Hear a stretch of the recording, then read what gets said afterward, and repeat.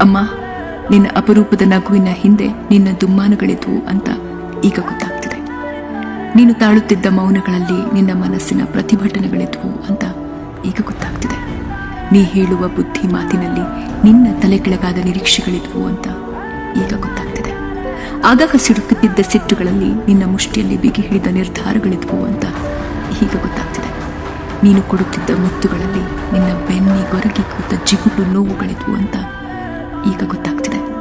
ನೀನು ಬೈಯುತ್ತಿದ್ದ ಬೈಗುಳಗಳಲ್ಲಿ ನೀ ನುಂಗಿಕೊಂಡ ಕುದಿಯುತ್ತಿದ್ದ ಕನಸುಗಳಿದ್ವು ಅಂತ ಈಗ ಗೊತ್ತಾಗ್ತಿದೆ.